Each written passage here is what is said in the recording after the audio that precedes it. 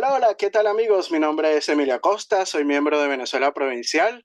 Hoy contamos con el honor de la presencia de una invitada de lujo. Se trata nada más y nada menos que de Inés Montano, antes conocida como Natalia Denisova. Ella es doctora en filosofía, investigadora y profesora en la Universidad Rey Juan Carlos I. Ha participado en los documentales como España la primera globalización y Doña Marina del director José Luis López Linares. También es autora del libro Proposiciones Temerarias y elaboró su tesis doctoral con el título Los cronistas de Indias en el pensamiento español, un trabajo exhaustivo de recopilación de información de todos los cronistas españoles durante más de 200 años. Y sobre este tema tan apasionante estaremos conversando el día de hoy, entre otras muchas cosas interesantes. Así que sin más, bienvenida a Venezuela Provincial, Inés.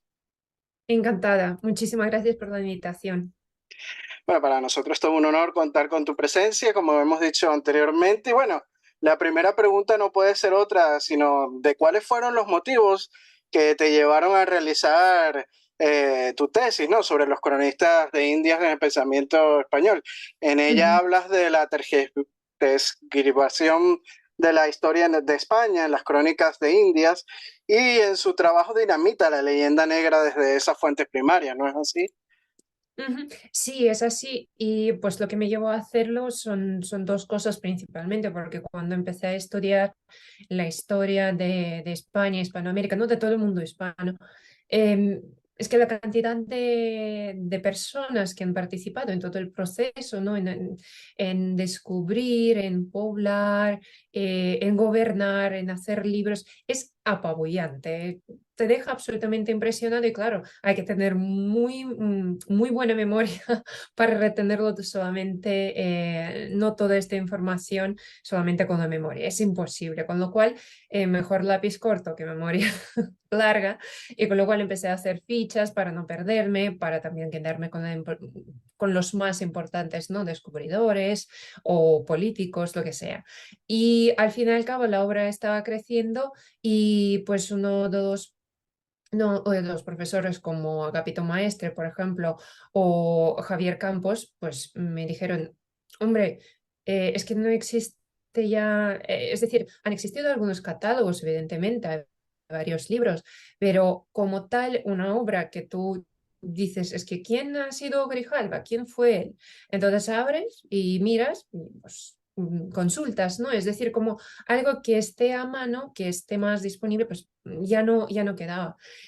O no había, o había obras que tenían como mínimo 20 25 años de antigüedad. Entonces me lancé con esto y la verdad es que es apasionante, pero claro, simplemente hacer un catálogo tampoco me interesaba mucho porque a mí lo que el trabajo del archivo, el trabajo de recopilatorio como tal, me parece muy duro y, como de decir, básico, absolutamente Ujú. necesario. Pero claro, aparte de esto, creo que lo fundamental es también actualizar esta información. Es decir, ¿por qué lo hago?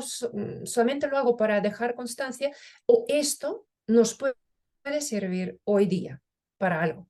¿No? Para pensar, para informarnos y había varios personajes que tienen una, ¿no? Toda una historia, todo un mito en torno a ellos, es como Hernán Cortés, en Bartolomé de las Casas y dices, claro, lo que a mí me sorprendió que una cosa que donde menos sospechaba saltó, saltó una, por así decir, saltaron las alarmas es cuando estás revisando la bibliografía desde el siglo XIX Ujú. hasta hoy, ¿no? De los personajes como Las Casas o Bernaldez de Castillo, Hernán Cortés, te das cuenta cómo se transforma la visión del personaje. Y entonces ves, dices, vale, historia la estamos haciendo, pero claro, a veces no contamos con el mito que existe en torno a ellos. Y eso es justo la interpretación que a veces no tomamos en cuenta o estamos como la asumimos como si fuera realidad histórica. También esto es lo que me pareció lo más interesante y por eso la tesis, aparte de diccionario, es también una introducción, una conclusión, precisamente para, no para decir que la leyenda negra, pues es una leyenda. pero fundamento histórico no lo tiene. Sí, así es. Tu obra se puede subdividir en dos partes, ¿no? La primera está dedicada a los cronistas de la época desde 1492 hasta 1550 y la segunda se dedica a los cronistas desde 1550 hasta 1700. Es un amplio listado de los cronistas, o sea, es ya una muestra de la importancia que tiene como fuente de estudio para el desarrollo del pensamiento español e hispanoamericano actual, ¿no? De la Sí, lista de cronistas que has realizado, ¿a quiénes más destacarías, además de los que has nombrado? sí. Bueno, yo primero tengo que hacer una precisión, porque a los cronistas del siglo XVIII tuve que quitarlos de la tesis, porque esta obra ya salía de todos los no cánones de la tesis, porque era enorme, y pues lo único que me dijeron, pues mira, el siglo XVIII queda fuera. Entonces está publicado, pero como un libro aparte, que Ujú. es un libro, la ilustración en España, Hispanoamérica, que son los cronistas del 18, pero claro, es otro tomo que salió después, muy poquito después de la tesis, que formaba parte de la tesis, pero claro, como era tan enorme, pues Es que me imagino la se cantidad quedó enorme que debe fuera. haber. Se quedó fuera. Y precisamente, pues quizá por esto yo destacaría justo este siglo XVIII, porque em, del siglo XVI, pues yo destacaría a Juan Ginés de Sepúlveda, un hombre olvidado, un cronista olvidado, y además tachado por esclavista, imperialista, etcétera, ¿no? Pero en realidad, si vemos sus textos y si lo vemos un poco, su pensamiento, quiero decir, ¿no? También con un poco de perspectiva histórica y entendiendo las circunstancias, yo diría que es uno de los pensadores más importantes que determinó el gobierno, ¿no? Y el desarrollo de la presencia hispana, ¿no? En Hispanoamérica y su gobierno y la legislación, todo esto.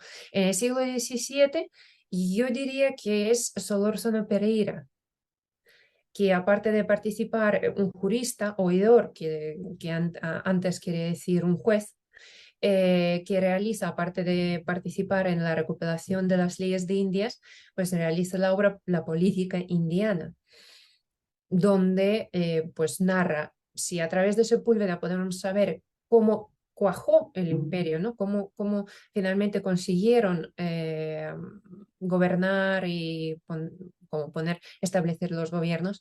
En el siglo XVII ya sabemos a través de Solórzano Pereira cómo están funcionando directamente, ¿no? Porque es un siglo eh, tranquilo, con un siglo ya Sí, cuando, por está ejemplo, establecida la monarquía hispánica en Exacto. América. Nueva España tiene su propio territorio que gobernar, que eran Filipinas, porque dependían directamente, no es un virreinato que gobierna otro territorio. Es decir, que ya Hispanoamérica es una entidad política enorme, de enorme importancia y económica también, tanto en Europa como en Asia.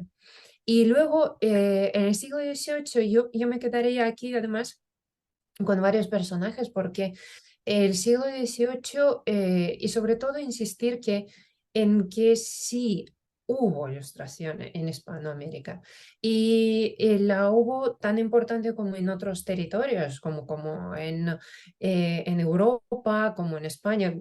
Es decir, si a la propia España dicen que no hubo ilustración, entonces en Hispanoamérica, si veremos algunos autores como Abate Raynal, pues es que prácticamente no sabían nada y decían cualquier chorrada sin averiguarlo, sin estar nunca visitar América ni nada. Es decir, es un siglo de luces y de muchísimas sombras, el 18, Ujú. cuando América sin conocerlo la tachan de todo. Con lo cual, a través de estos cronistas, por ejemplo, Félix de Azara o el propio...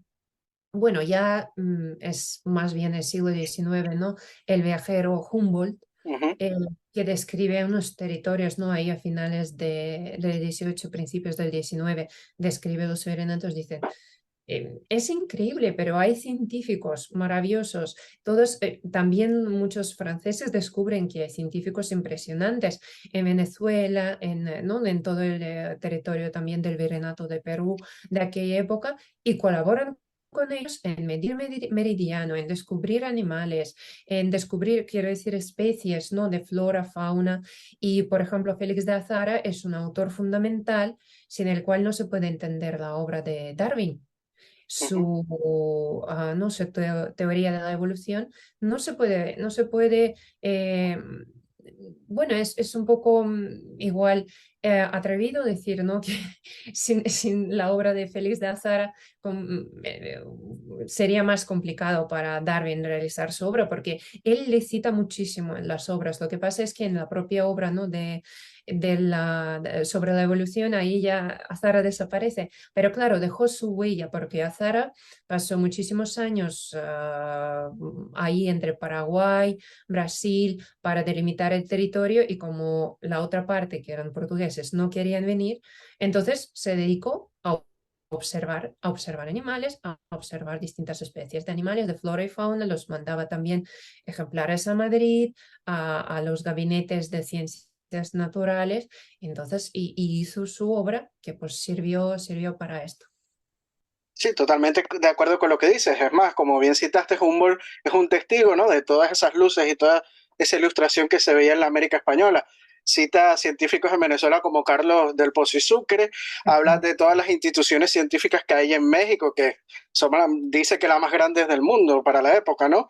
De máquinas algodoneras en los Andes venezolanos, o sea, es un fiel testigo de todo esto que citas, ¿no?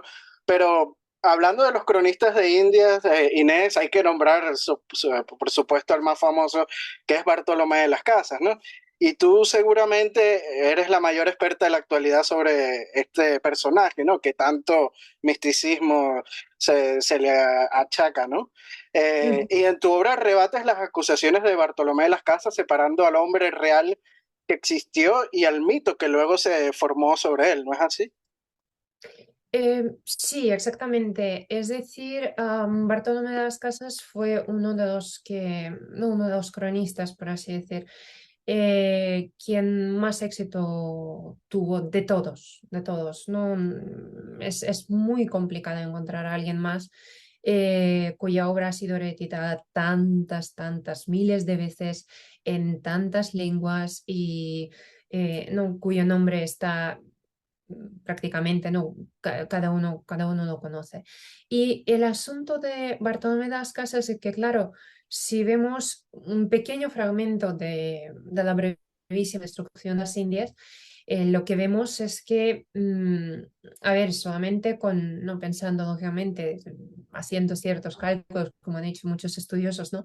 Dicen, pero por favor, o sea, españoles se han ido ahí y cada día se ocupaban en matar centenares de indias, perdóneme, pero así cuando tenían tiempo para fundar ciudades, universidades, imprentas, enseñar no, la religión, enseñar también la lengua, desarrollar, aprender ellos mismos la lengua. Es decir, la obra de la brevísima relación de la destrucción de las Indias es un buen ejercicio de retórica que ha hecho el fraile Bartolomé de las Casas, que anteriormente fue un encomendero que tenía indios para sacar el oro en el Caribe, ¿no? En unas islas de Caribe, porque él heredó de su padre una encomienda. Bueno, pero luego cambia de opinión y se mete en los frailes. ¿Por qué? Pues quién sabe. Ahora no, ya desgraciadamente no podemos determinar no, las ambiciones de un hombre que ha vivido hace 500 años, pero cuando decide no cambiar su vida, empieza un activismo absolutamente... fue uno de los primeros activistas propagandistas Ujú. de una idea. Entonces, ¿fue el único protector de las Indias? No, dos indios, quiero decir, perdón, dos indios, dos indígenas. No, como él ha habido muchos. ¿Cuál es lo diferente? ¿Qué es lo que hizo él que le destaca entre todos los demás? Porque él lo que logró es montar un gran escándalo tanto en la corte como en no en las propias Indias o en América, Hispanoamérica ya, porque además es uno de los protectores de los indígenas, ahora es el defensor, el grande, pero que nunca en su vida ha predicado a los indígenas, ni ha aprendido ninguna lengua indígena. Entonces, ¿de quién estamos hablando, no? ¿De protector de indígenas en la corte de Carlos V o en el cronista que va a América y describe lo que ve? Con lo cual, yo con lo de Bartolomé de las Casas, yo me quedo en un gran propagandista, uno de los primeros propagandistas, pero además un propagandista que tuvo muchísima suerte, por así decir, o supo publicar su obra sin ningún tipo de permiso ni licencia real. Y aprovechó, y pues en Europa aprovecharon muchísimo esta obra para sus asuntos, intrigas y no diferencias políticas. Entonces es más bien no la gran oportunidad que Bartolomé de las Casas no desaprovechó. Sí, totalmente de acuerdo. Fue aprovechado por los enemigos del Imperio Español, ¿no? Para atacar justamente a la obra que se estaba Sí, realizando en América, ¿no? Pero una de las cuestiones que más se cita de las casas en su brevísima relación de la destrucción de las Indias es la supuesta cifra de muertos en las Indias que él maneja, ¿no? Muchos sí, historiadores se basan en estas, inclusive hasta personajes históricos y también políticos, ¿no? Como puede ser Hugo Chávez, ¿no? Y un historiador sí. norteamericano, John Late Lanning, denunció exageración en las atrocidades referidas por las casas, ¿no? Que las casas dice entre 30 y 50 millones de indios, Exacto. que ni siquiera se sabe cuántos indígenas había en el continente, ¿no? O sea, algo que no tiene ni pies ni cabeza. Y bueno, Lanning afirmó que si cada español de los que integran la lista de Bermudas de Plata, ¿no? En sus pasajeros a las Indias hubiera matado a un indio en cada día laborable y tres los domingos durante los 50 años inmediatos al descubrimiento, hubiera sido preciso el transcurso de una generación para alcanzar la cifra que le atribuye a las casas, ¿no? O sea, ¿qué nos tienes que decir sobre estas supuestas cifras que siempre se sacan a la luz de Sí, Bartolomé? sí, por esto insisto que es una obra, no es una obra histórica, es una crónica, pero es una crónica, es una propaganda, tal cual. ¿Por qué? Porque le interesaba, no sé, si algún cargo, si... es que era una personalidad bastante compleja, el quien mejor lo ve es Menéndez Pidal. Y, ojo, la obra de Menéndez Pidal sobre Bartolomé de las Casas, el padre de las Casas, para que nos demos cuenta de la importancia que tiene, es la única obra de Menéndez Pidal que no entra en sus obras completas y que ha sido editada en el año 56 y reeditada en el año 2000 algo, 2012, en un tiraje reducido por Real Academia Española. Es decir, es una obra absolutamente inexistente. Sí, y no, y además de que también podríamos decir que es un precursor de la esclavitud negra, ¿no? Porque Sí, sí, la sí. No, recomienda. es un personaje absolutamente, ¿cómo os diría? Muy difícil de abarcar porque quién sabe qué intereses. Esto sí que algunos podemos decir conquistadores tenían una ambición, otros querían fama, pero dejaron algo, quiero decir, alguna obra hecha. No sé, Hernán Cortés fundó, al fin y al cabo, fundó una nueva España, dio principio, descubrió muchas ciudades. También fundó muchísimos puertos de ¿no? de la costa pacífica. Pizarro en Perú. Otros descubrieron o montaron algunas, fundaron ciudades y algo. Pero Bartolomé de las Casas, aparte de sus proyectos, que todos han sido de la evangelización pacífica entre los indígenas belicosos, pues en lo que acabaron es un absoluto fracaso, desgraciadamente, pero acabaron muchísimas víctimas porque él proponía a varios, tenía varios ¿no? proyectos de población y no tenía ninguna piedad, porque cuando empezaba el primer conflicto, la población se quedaba sin hombres armados, sin armas ni nada, y él se largaba, con perdón por la expresión, pero era así, a pedir rescate a la corte. Entonces, pues muy piadoso, y yo esta actitud yo no la veo, ¿no? Sí, siempre se le ve como un interés económico detrás No, sí. de lo que hacía.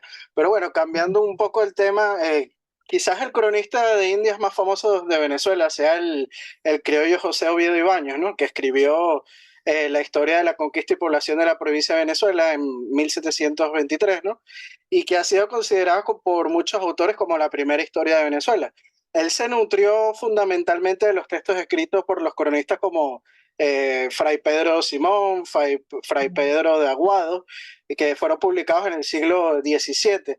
Pero algo muy importante, Inés, sobre Oviedo y Baños es que se ha destacado que no todos los hechos narrados en su libro sucedieron realmente, Tenemos el Ujú. ejemplo del cacique Guaycaipuro, del que no existe documentación previa, o de la Mm. guerrera apacuana, ¿no? La guerrera caribe apacuana, que la única fuente histórica que la menciona es don José de Oviedo Ibaño, quien escribió, imagínate, siglo y medio después de su muerte. Claro. Quería preguntarte lo siguiente, es muy común en estos cronistas de Indias observar que escriben sin tener fundamentos anteriores. Sí, porque esta es la complejidad de estudiar la historia de Hispanoamérica, porque, a ver, por un lado es complejidad, pero por otro lado es una riqueza que no tiene ningún otro país, ni, por así decir, si hablamos de culturas, pues cultura anglosajona no tiene.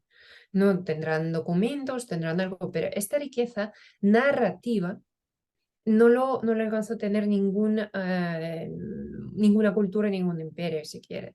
Entonces, aquí los cronistas no los podemos, a ninguno de ellos, podemos ver como una fuente primaria impecable. No, porque al fin y al cabo, si los vemos en su contexto, un poco vemos su vida, ellos son como los periodistas de hoy, porque por muy periodistas que seamos ahora nosotros, por muy objetivos que quisiéramos ser, cada uno tiene nuestros quereres, fobias, yo qué sé, Sí. ¿no? Y entonces, claro, ellos también estaban sumergidos en esta circunstancia. Entonces, tenían su visión de la historia de su país, ¿no? Por ejemplo, de la Capitanía General de Venezuela, y le tenían mucho cariño, querían adornar, querían además introducir también el prurito de un escritor, ¿no? Añadirle algo suyo, añadirle algo que nunca visto, Sí, nunca... bueno, perdona que te interrumpa. De hecho, mucha gente destaca de Oviedo Ibáñez es su forma de escribir, que es muy literaria Ah, y muy, digamos, que te atrapa, ¿no? O sea, es la exacto. forma en que escribe lo que lo hace tan llamativo, ¿no? Exacto, exacto, ahí está. Es decir, que los cronistas de Indias no son fuentes primarias, sí, sin duda. Son fuentes absolutamente fundamentales, pero lo que no podemos es leerlos como se han leído en el siglo XIX. No, y no porque eran malos, no, porque eran seres humanos, humanos como nosotros, vivían en su circunstancia, les molestaba un fulanito, tenían cariño a un menganito, no sé, cualquier cosa de estas. Entonces, son fuentes que podemos disfrutar leyéndonos. Hay otras que son absolutamente infumables, el estilo absolutamente complicado, ¿no? De leer y todo, pero sí que es una riqueza impresionante cuando empezamos a contrastarles, a matizar. Y esta es una riqueza que está, bueno, algunos todavía están en los archivos, porque mi diccionario, bueno, en diccionario, pero claro, a este diccionario habrá que añadirle unos cuantos volúmenes más. ¿M? Abierto, es decir, es una obra nunca cerrada, es una obra para que alguien se anime también a seguir con ello, porque es una tradición muy larga. Desde el siglo XVIII hay muchos, ¿no?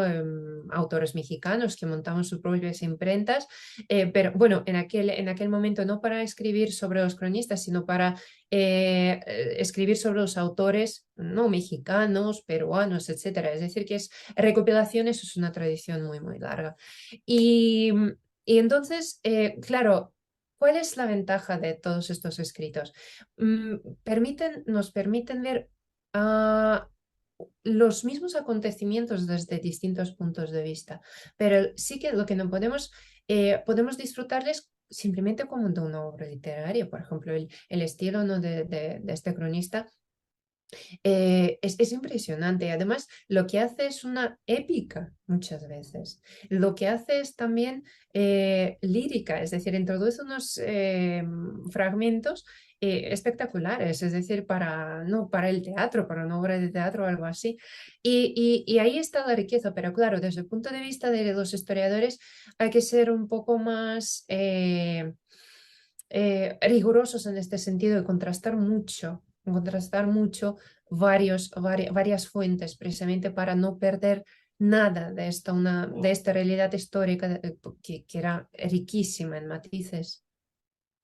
Sí, totalmente de acuerdo con lo que dices. Es más, como yo siempre estoy investigando la vida de Simón Bolívar, siempre le recomiendo a la gente que contraste.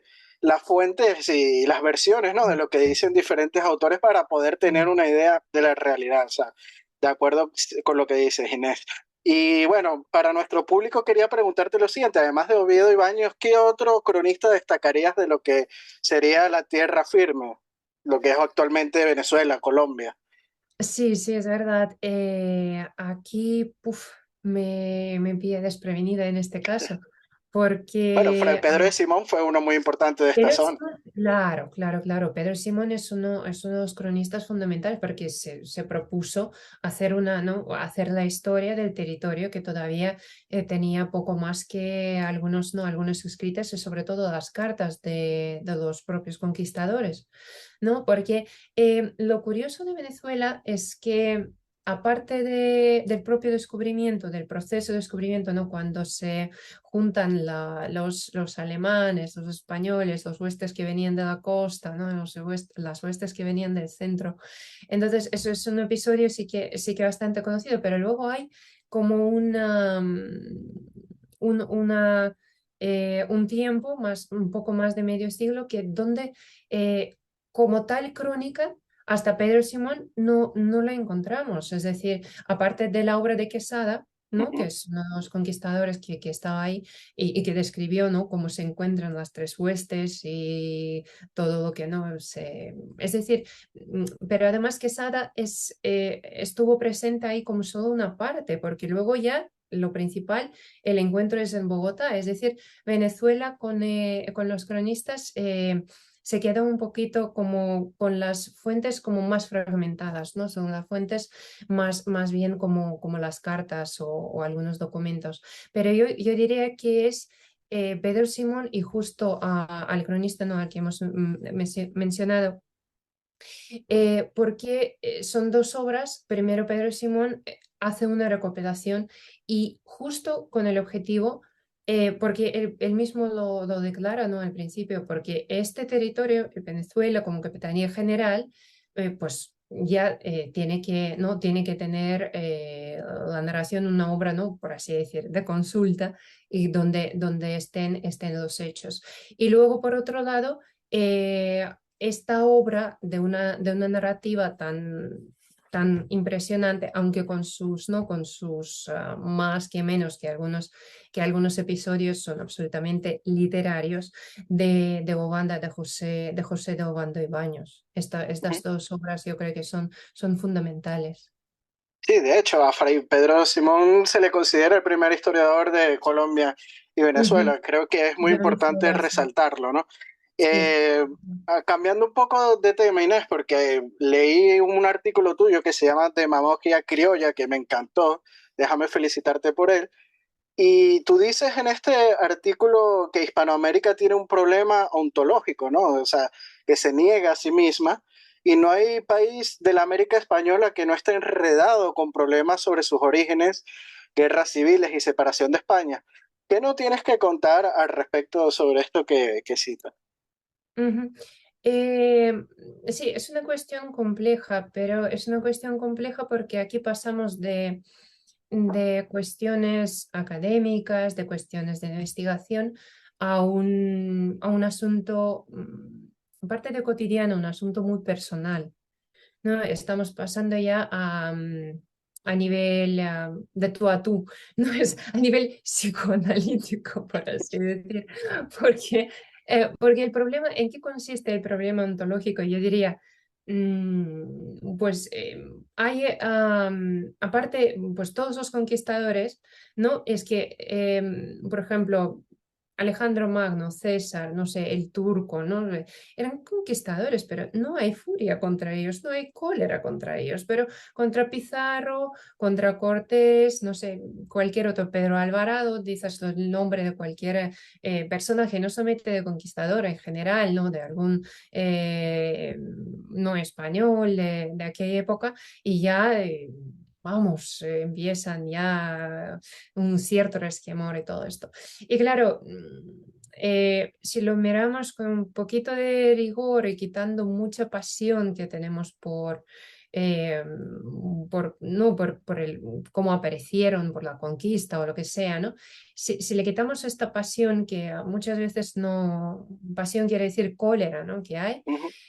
yo diría que, vamos a ver, que principalmente son los López, los Obrador, los Chávez, los Salazar, son los que primeros en criticar la conquista, ¿vale? Pero claro, ¿y qué sería de ellos si no hubiera sucedido esta conquista? Es decir, es un poco, no sé, como escupir contra el viento, un poquito, ¿no? Es O decir, autodiarse también, ¿no? claro, es decirte, odiarte a ti mismo no quiere reconocer que, hombre, los abuelos o los que sean, o ni siquiera abuelos, es que ni siquiera tartarabuelos, porque esto es una tradición que tiene 5 siglos. Y como ahora vamos a decir, bueno, es la historia que empieza en el siglo XVIII, principalmente es querer ser distintos absolutamente de los españoles peninsulares. Pero yo entiendo esto en el siglo XVIII, los principios XIX también maravilloso, porque cada nuevo régimen, sobre todo un país independiente, necesita un mito fundacional, necesita eh, pasión, cólera, lo que sea, para definirse. Pero claro, llegados los principios del siglo XXI, pues vamos a verlo un poco. Y yo no digo, en el sentido político, es que ya nadie va a invadir a nadie, pero vamos a ver en el sentido cultural. Pero ¿por qué tenemos que echar piedras a nuestro propio tejado y separarnos? Y además separarnos, ¿por qué? Pues es como cuando te llevas mal con el primo, es que no tiene solución. ¿No? Es decir, la única solución que tiene es un poco pensar, a ver, parar, templar y ya actuar, pero actuar no solamente a través de estos sentimientos que podemos tener, o más bien resentimientos, sino actuar un poco como seres racionales, ¿no? En este sentido, asumir ciertos hechos del pasado que no eran del todo malos tampoco, ¿no? Porque si hablamos con los indígenas representantes de los Estados Unidos y de Canadá, vamos a ver, ¿no? Y el proyecto Sí, la está muy diferencia es cruel, abismal, ¿no? En el hermano. trato. Vamos a ver, sí. Primero hay que encontrarles y segundo, y este es un proyecto de mestizaje cultural y también de mestizaje real, ¿no? Es interesante esto que nos hablas, ¿no? Porque este problema se acentúa más hoy, ya que todos culpan de sus males a España, ¿no? Y es extraño y demagógico este comportamiento. Y ocultan que son países independientes desde hace más de 200 años. O sea, ¿no cree que esta culpa no tiene ningún sentido? No, bueno, a ver, tiene muchísimo sentido político. Sí, político sí, Políticamente claro. hablando, políticamente hablando es fundamental culpar a alguien por siempre hay que buscar a un enemigo, ¿no? Más o menos para estar, no sé, desde el punto de vista político, el enemigo debe de ser no alguien de fuera para o son los yanquis, los gringos, o bueno, España en este O caso. los Borbones, como muchos O los caen también. Borbones, exactamente, exactamente. Entonces, políticamente, eso es el asunto, que a este discurso no podríamos decir que no tiene sentido, tiene muchísimo, y diré demasiado sentido, pero es puramente político. Y la cuestión aquí, ¿por qué a los políticos les interesa meterse en un conflicto? Bueno, es que conflicto también, la conquista no era conquista arma, las armas no iban por delante, los conquistadores que venían iban a negociar, si luego se torcían las cosas, pues sí, hubo batallas, pero no, es decir, no tiene sentido esta leyenda negra actual, porque la leyenda negra como un fenómeno es algo constante que está en permanente desarrollo, ¿no? No es lo mismo cuando en el siglo XVI se monta la leyenda en torno a la obra de no, Bartolomé de las Casas, que luego en el siglo XVII es utilizada por los levantamientos, ¿no? En Portugal o en Cataluña, y luego en el XVIII es utilizada por los ilustrados, y ahora actualmente por los regímenes absolutamente totalitarios, autoritarios, para crear a un enemigo. Y además para separar. Lo más importante es separar, porque cada autoritario o totalitario, o cada gobernante totalitario, quiere tener su parcela. Porque cuando hay una cierta comunicación y unidad, la gente quiere ser libre, quiere tener sus negocios, comerciar con los vecinos, etcétera, etcétera. Es decir, la gente libre y quiere comunicarse también. Entonces, eso es lo que no quieren estos regímenes, quieren tener sus parcelas, un Ecuador, Bolivia, Venezuela, separar, y para esto no hay nada mejor que crear un rencor, pero además un rencor basado en algo, no en algo que llevas dentro, ¿no? Es decir, que es propio este conflicto, crear un conflicto prácticamente de la nada, apropiándose de un discurso del siglo XIX, que en el siglo XIX tenía sentido, ¿no? Precisamente para darle más base para los estados independientes, pero claro, ahora actualmente lo único, el sentido que tiene es separar y hacer los nuevos cacicazgos. Sí, estoy totalmente de acuerdo. Lo que se busca es balcanizar más de lo que está el mundo hispánico, ¿no? Y es lamentable que ciertos sectores políticos caigan en estos, ¿no?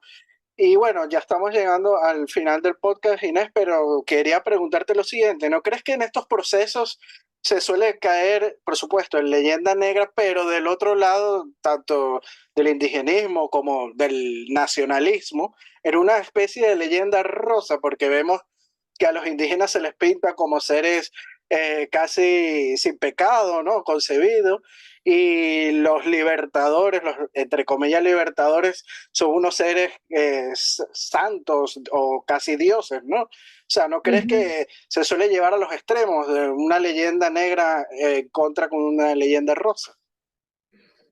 Sí, si hablamos de la leyenda rosa indigenista, sí. Ujú. Si hablamos de la leyenda rosa de los libertadores y de ¿no? de los padres de la independencia y todo esto, también. El asunto es que no, la hispanidad como tal, no tiene una leyenda rosa. No, como tal. No, Y yo no veo a nadie diciendo que los a mí españoles me eran unos gustaría ángeles, tener. ¿no? Que eran santos. Exactamente. Es que a nadie se le ocurre decir que Cortés era un hombre estupendo. Es que no. Entonces, el asunto es que no hay, pero tampoco tenemos que afanarnos. Y digo tenemos, porque me refiero a todos los hispanos, hispanistas, o no la gente que adora, admira la cultura hispánica. Entonces, o los propios, no, los que viven, los que han nacido en esto, da igual. Eh, lo que quiero decir es que no hace falta hacer un discurso leyenda rosa, leyenda dorada. No hace falta. Es que lo único que es necesario es abrir un poco los ojos a la realidad histórica. Pasar de estos libros que aparentemente son muy objetivos y muy buenos, pero detrás traen unos mensajes o se basan en los documentos que son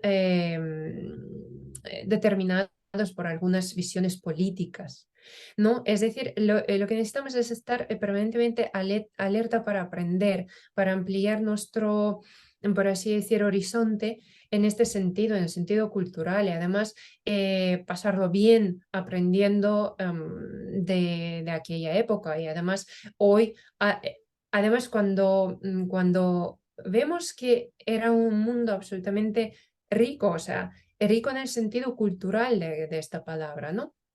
Había muchísimos matices. Entonces, no es el mundo, no es la visión del mundo anglosajón que se ha establecido ahora, porque de lo que vivimos en realidad, el problema es que hemos sustituido la noción virreinal por una noción colonial de los Estados Unidos. De Francia, de los Estados Unidos, ¿no? De estos países. Entonces ahora tenemos que asumir su culpa cuando el virreinato nunca ha sido colonia, ni capitanía general ha sido colonia, siempre han sido territorios gobernados desde el península por unos representantes del rey, igual que Nápoles.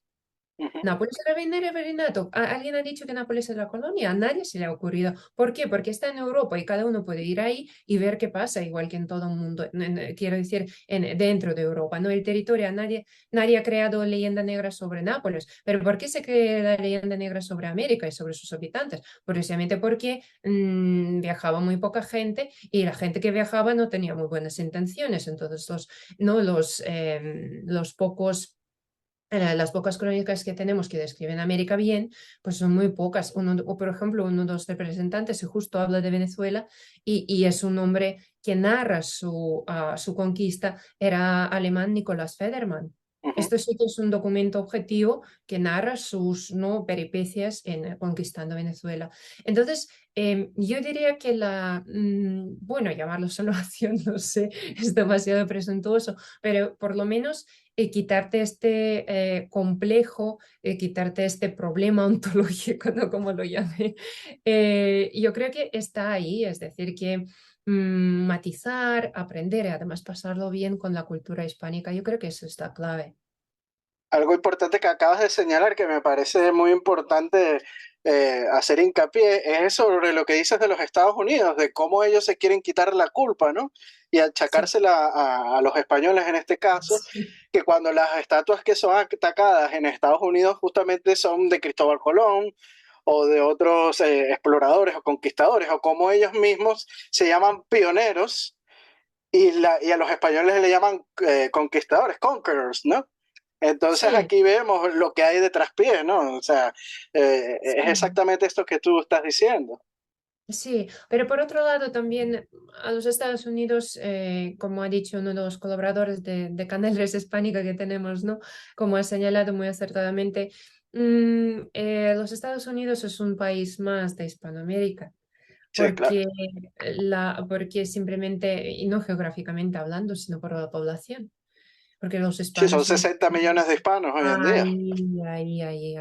ahí, exactamente, exactamente. Y ahora ya hablando español, puedes pasar de inglés absolutamente, no viajando por los Estados Unidos, por muchas grandes ciudades de los Estados Unidos. Entonces la presencia hispana ahí es, vamos, 56% de su territorio era hispano, era de Nueva España.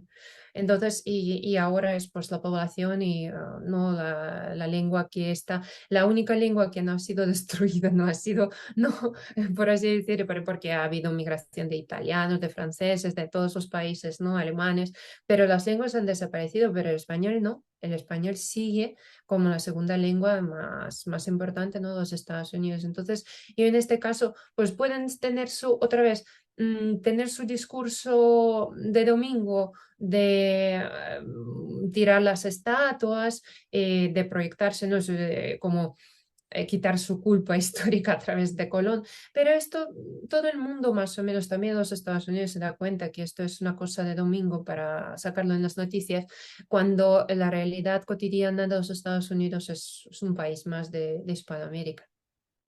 Sí, y de hecho se ha conservado hispanohablantes de no solo de reciente época, sino vemos en No, sitios no. como Nuevo México o en la Luisiana con aquellos isleños que llegaron, que han tratado de mantener sus raíces y su conexión con España, y eso es muy importante Exacto. resaltarlo, ¿no? Y es algo muy triste estar mezclando la historia con la política, porque es un vicio que no nos lleva para nada bien, ¿no? No, no, no, absolutamente. Y además esto a la historia le ha llevado un poco a donde está. Quiero decir que los libros de historia actualmente están plagados de ideología. De ideología. Ideología quiere decir un discurso político que está detrás. Es decir, no hemos avanzado desde el punto de vista de historiográfico, pues el avance ha sido muy pequeño. Es decir, dentro de pocos años, todas estas obras que salen hoy los vamos a leer como las obras de Hernán Cortés o Bartolomé de las Casas. Quiero decir, bueno, representaban aquella época porque tenían estas visiones políticas, esos problemas reflejaban estas ideologías que existían en aquella época, pero no trascienden, ¿no? Estas obras representan lo que vivimos perfectamente, sí, porque representan la ideología que está presente en nuestra vida cotidiana. Pero claro, estas obras reflejan la realidad histórica de aquella época que estudian. No, Lo que reflejan es la visión actual, política. Sí, es lamentable porque hasta las academias de historia han sido contaminadas por los políticos. El caso de Venezuela es triste porque hay dos academias de historia, una chavista y otra de oposición, ¿no? Y es muy triste verlo. Y no solo Sí, pasa en Venezuela, pasa en todos los países pasa en todos. del mundo, ¿no? Y es lamentable esto que sucede con la historia, que se quiere contaminar de ideologías y no, la historia tiene que ser justamente para aprender del pasado, para saber qué hacer en el presente y no volver a cometer los errores del pasado. Así que bueno, Inés, estamos ya llegando al final del podcast. De verdad que ha sido un honor y un placer tenerte el día de hoy en Venezuela Provincial. Le recordamos a nuestros seguidores que pueden seguirte a través del canal del cual eres fundadora, que es Rex Hispánica. Muchas gracias por las invitaciones que me has llegado, hacer llegado y por publicar mis vídeos. Y bueno, ya saben, la pueden seguir por ahí. Y tus libros, para aquellos que quieran conseguirlo, ¿por dónde lo pueden obtener?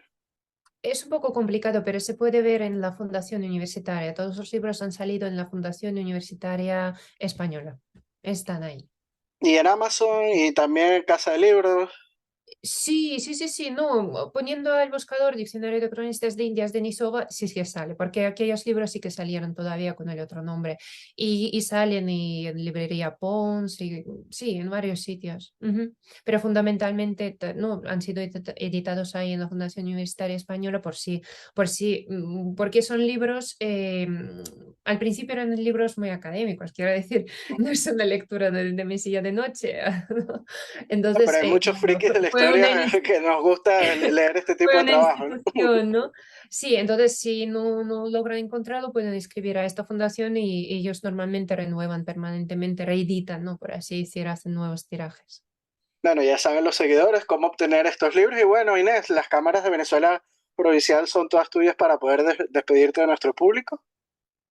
Yo la verdad es que encantada, muchísimas gracias por la invitación y lo único que espero que ha sido pues provechosa esta entrevista y claro, invitados también para ver el canal de la Red Hispánica y claro, renuevo la invitación a participar con los vídeos. Yo encantado de participar en tu canal, Inés. Y bueno, también estoy pendiente que pronto va a salir Doña Marina, donde tú también participas en este Exacto. nuevo documental. Así que ya saben. Y bueno, también mandarle un saludo a nuestros Patreon, como lo son Gabriela Arrieta, Juan Cristóbal García, Ángel Suárez y José Alberto Gil Martínez. Para aquellos que quieran ser mecenas de nuestro proyecto de Venezuela Provincial, pueden hacerlo a través de nuestro Patreon Venezuela Provincial. También estamos en las redes sociales en Instagram y Facebook, donde publicamos nuestros artículos de historia. Así que bueno, Inés, te mando un fuerte abrazo y esperamos tenerte pronto aquí en Venezuela Provincial, que tienes las puertas abiertas para cuando quieras Igualmente. participar en Encantada, nuestros podcasts. encantada. Cuente conmigo. Así es. Bueno, hasta la próxima, Inés. Hasta Adiós. la Chao, chao. próxima.